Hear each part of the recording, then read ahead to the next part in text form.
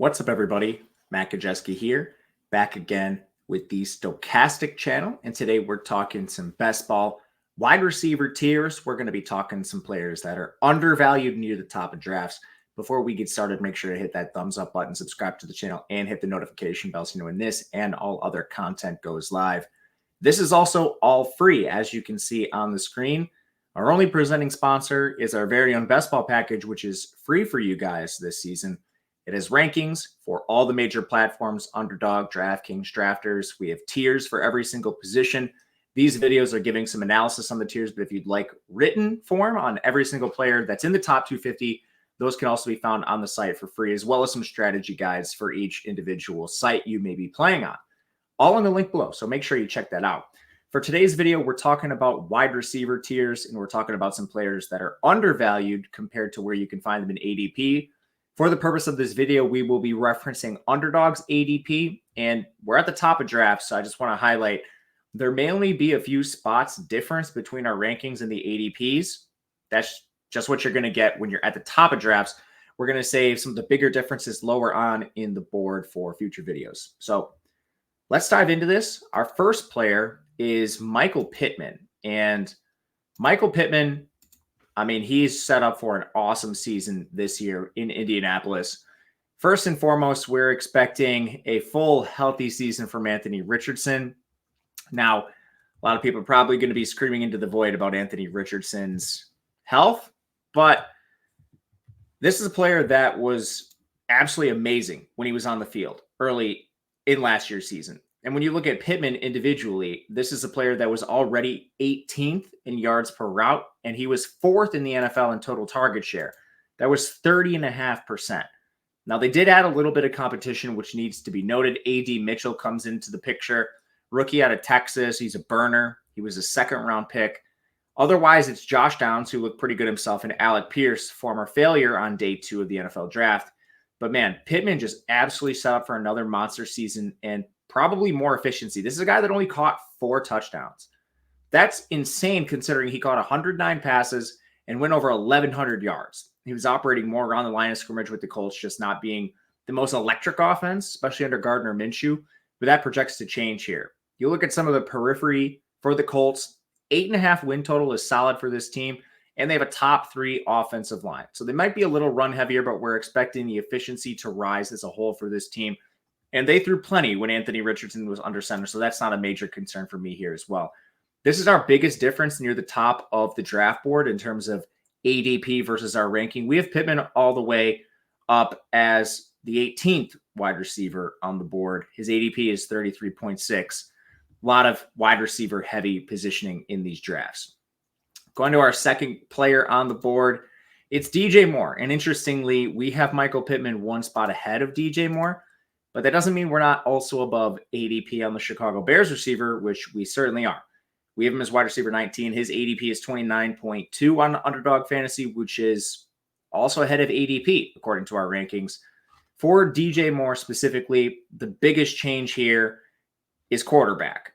You're going to be moving from Justin Fields to Caleb Williams. And by all accounts, Caleb Williams, generational prospect, one of the best we've ever seen. Now, that also does come with increased target competition. DJ Moore has kind of just been the lone alpha really across his career, even going back to his Carolina days. Now you add in Keenan Allen and Rome Odunze, but basically what we're looking at here is a rising tide lifts all boats. And from an efficiency perspective, Moore was 11th in yards per route last year. He's had at least 788 yards in all 6 of his seasons, and he's never once played with a good quarterback, so that's projecting to change. And he has at least 1,000 yards in 4 of the last 5 seasons. The one time he didn't do that, a little bit of injury concerns were there. The Bears have an 8.5 win total that's heavily juiced towards the over, so this is projected to be a pretty good team. There's a lot of reason to like DJ Moore at the top of drafts, and just isolating him versus his counterparts at receiver. Keenan Allen, for as good as he is, he's aging and he operates around the line of scrimmage. Rome Odunze is a rookie coming out of Washington, so by far the most proven commodity here for Chicago is the DJ Moore.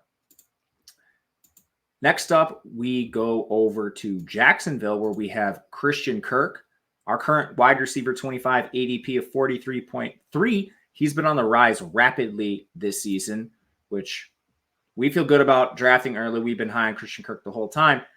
The offense has some changes. They lose Calvin Ridley. They lose Zay Jones. They bring in Gabe Davis, who's a little different than Zay Jones, but, kind of does a one-for-one replacement in my mind. That's not anyone Jacksonville should be counting on to do anything, really.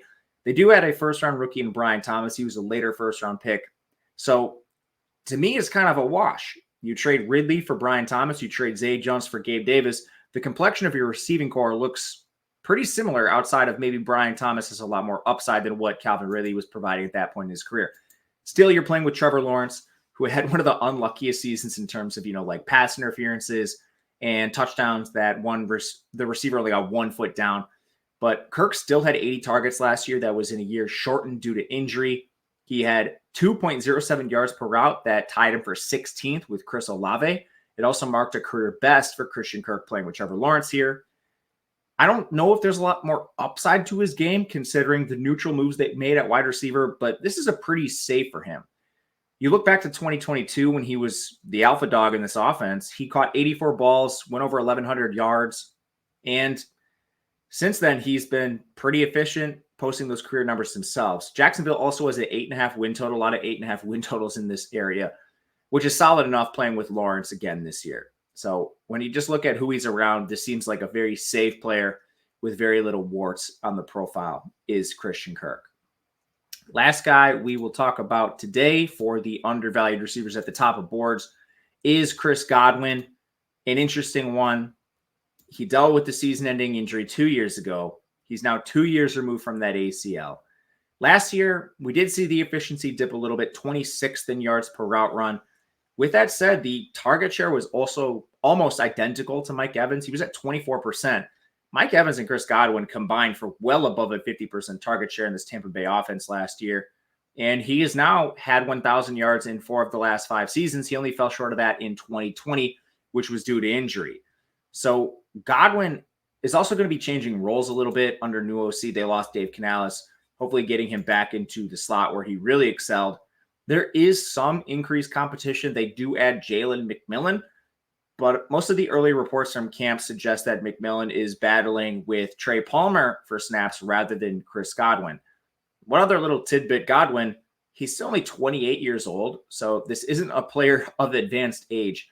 He very well could regain a lot of the explosiveness that maybe was robbed from him after the torn ACL. So there's still hope for him. This is a very productive receiver who, again, has had 1,000 yards in 4 of the last 5 seasons and only didn't reach that mark because of the injury he sustained. But another safe player, Baker Mayfield, was re-signed. Tampa Bay projects for another solid season. That'll do it for us today with the undervalued receivers. Leave a comment. Let me know if you think I miss anybody, if there's someone you think is particularly undervalued. And if you'd like to, you can follow me on Twitter at Matt_Gajewski, available for all questions and anything you might want to ask there. Until next time, good luck, everyone. We'll see you later.